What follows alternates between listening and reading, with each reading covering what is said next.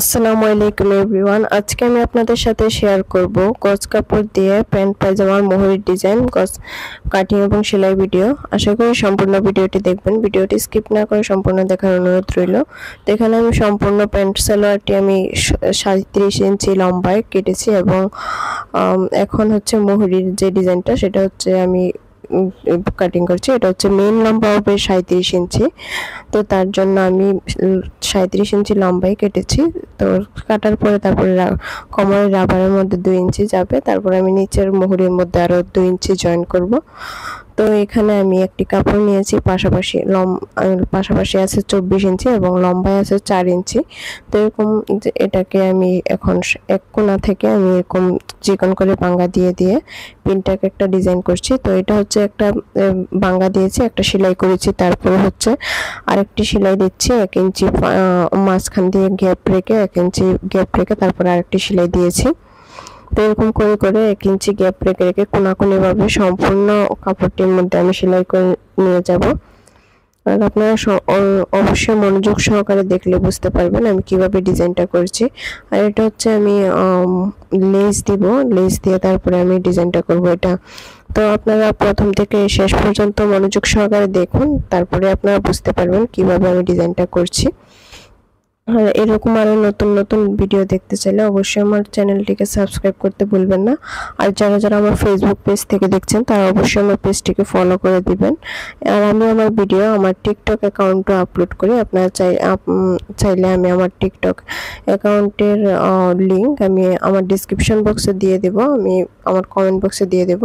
আপনারা চাইলে check out করে আসতে পারেন। তো আমি দেখুন এক কোণা থেকে আমি সেলাইটা করে আরেক কোণা নিয়ে এসেছি। তো এখানে হচ্ছে আমার মোহরির যে লম্বা আছে সেই লম্বা অনুযায়ী যতটুকু লম্বা আছে সেই লম্বা অনুযায়ী আমি ভাঙা দিব, তারপরে বাড়তি কাপড়গুলোকে কেটে ফেলে দিব।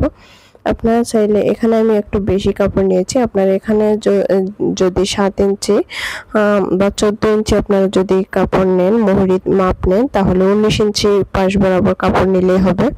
তো আমি 24 ইঞ্চি নিয়েছিলাম, বেশি নিয়েছি। তো এখন আমি একটা লেস অ্যাটাচ করছি ফার্স্টে সালোয়ারের মুহুরির মধ্যে।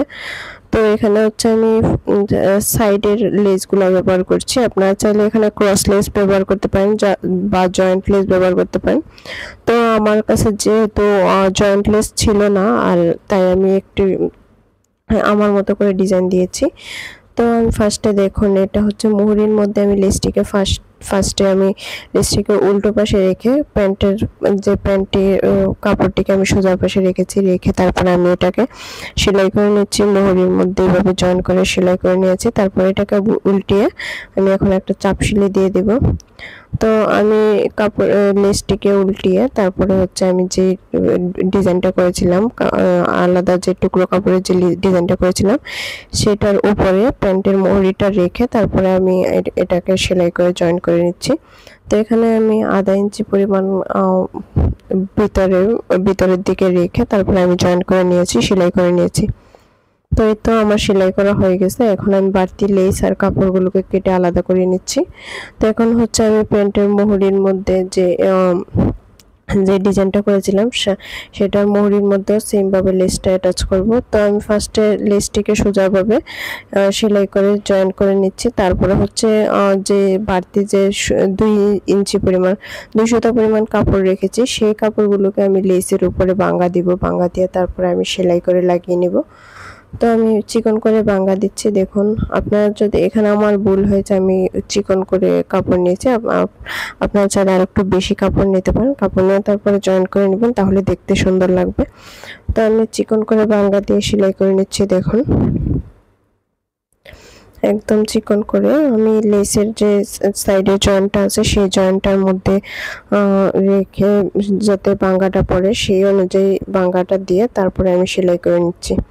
তো আমার সেলাই করা হয়ে গেছে। এখন আমি বাড়তি লেসগুলোকে কেটে আলাদা করে নেব এবং যে সেলাইটা করেছিলাম সেটাকে আমি সোজা পাশে মেলে নিয়ে আমি এখন একটা চাপ সেলাই দিয়ে দেব। চাপ সেলাই দেওয়া হয়ে গেলে আমার প্যান্টটি প্রায় কমপ্লিট। তারপরে হচ্ছে আমি আমার মুহুরির মাপ অনুযায়ী আমি সেলাই করে নেব। সেলাই করার পরে আমার প্যান্টটি বানানো কমপ্লিট হয়ে যাবে।